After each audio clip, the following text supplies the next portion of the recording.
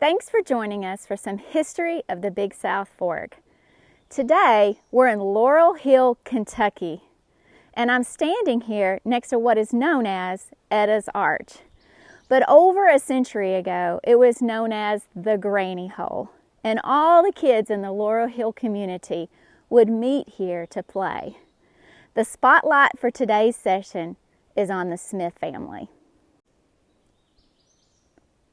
The Smith family was a typical late 1800s, early 1900s family living in the Kentucky portion of Big South Fork. Most families on the Cumberland Plateau during this time experienced their fair share of hard times. It was no different for James or Jim Patton Smith and his wife Susanna Kidd.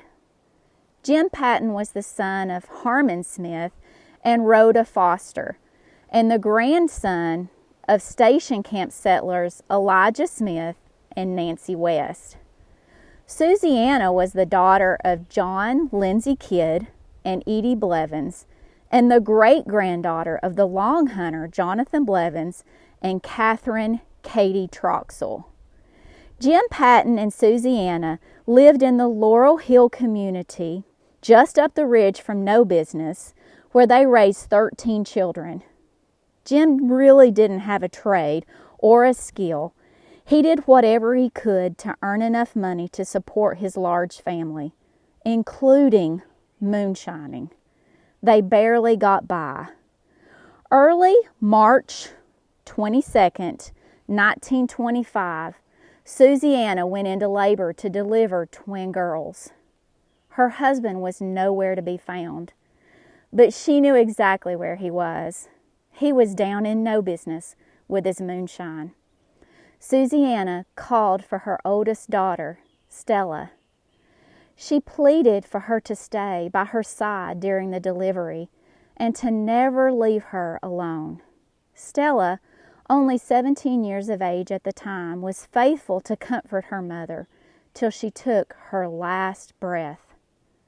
Like many women during that time, living in a mountain community where doctors were scarce, Susanna died giving birth. The twins were born alive. Stella tried everything in her power to feed and nurture them, but they both passed away after only a few months. The three of them are buried on Rock Creek at the Kidd Cemetery. Soon after, Jim Patton hitched a wagon and headed to Parmleyville to fetch himself a new wife. Stella wasn't happy about his choice. Roxy Gregory was only 3 years older than Stella was when she married Jim Patton, then 50 years of age. This was a common occurrence back then. Stella, young and grieving the loss of her dear mother, cared for her younger brothers and sisters. She was very protective of them. She did all their washing, cleaning, cooking, sewing, and now she had a garden to think about. Jim Patton and Roxy had 6 children, for a grand total of 19 children in all. They are both buried outside Bell Farm, Kentucky at the Sherdobbs Cemetery. Stella lived to be 93 and always referred to the days of her childhood living in Big South Fork as the best days of her life.